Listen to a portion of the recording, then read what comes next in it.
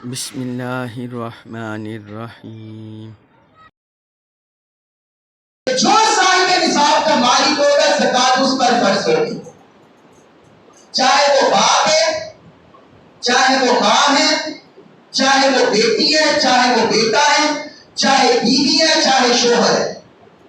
جو مالک ہوگا، اگر کسی شوہر نے اپنی بیوی کو جو اس نے زیورات دیے، سونا دیا، اس نے مالک بنا دیا اسے، تو اس بیوی کے پاس سونا بھی ہے، نقدی رقم بھی ہے۔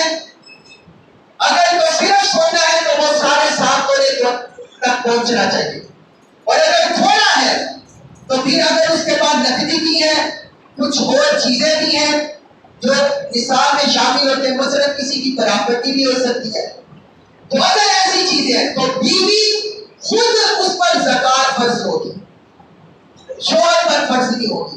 یہ بات یاد رکھیے، شوہر اسے کہہ دے گا، اگر اسے نہیں مسئلے کا پتا اسے کہہ دے گا تو پر زکات فرض ہے، اگر وہ آگے نہیں ادا کرتی تو پھر وہ اللہ کے ہاں مجرم ہوگی اور بیوی مجرم ہوگی۔ اور اگر شوہر نے صرف اسے زیورات پہننے کے لیے دیے ہیں، اسے مالک نہیں بنایا اور مالک وہ خود ہے، تو پھر شوہر پر زکات فرض ہوگی۔ اگر وہ نصاب کی ملکیت تک پہنچ گئی پھر کس پر ہوگی؟ شوہر پر۔ پراپرٹی کا لین دین بھی آج کل بہت ہوتا ہے ہمارے ہاں۔ اگر تو کسی بندے نے کوئی جگہ خرید و فروخت کرنے کے لیے دی ہے، اس کا کاروبار ہے، تو پھر پراپرٹی کی ویلیو پر زکات فرض ہوگی۔ پراپرٹی کی ویلیو پر جو موجودہ ویلیو ہوگی اس پر زکات فرض ہوگی، چاہے وہ 50 لاکھ کی ہے، 25 لاکھ کی ہے، 10 لاکھ کی ہے، وہ زکات کے مال نصاب میں شامل ہوگی، اس کی ملکیت میں شامل ہوگی۔ اور اگر اس نے کرائے پر لی ہوئی ہے کوئی پراپرٹی، مثلا تو کرائے پر اس نے کسی کو مکان دیا ہوا ہے یا کرائے پر جگہ دی ہوئی ہے، دکان دی ہوئی ہے، تو پھر پوری پراپرٹی کی مالکیت پر زکات فرض نہیں ہوگی، بلکہ جو کرایہ آ رہا ہے اس پر زکات لاگو ہوگی۔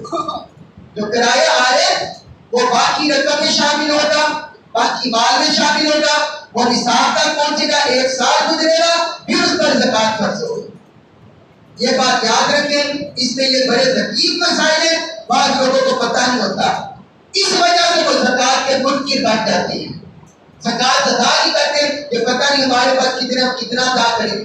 تو بعض لوگوں کو یہ مسائل کا علم نہیں ہوتا، تو یہ مسائل دین بنیادی طور پر، بنیادی احکام کے دین کا علم ہر بندے کو ہونا چاہیے، ہر بندے پر فرض ہے، ہر مسلمان پر فرض ہے بنیادی احکام کا علم ہونا۔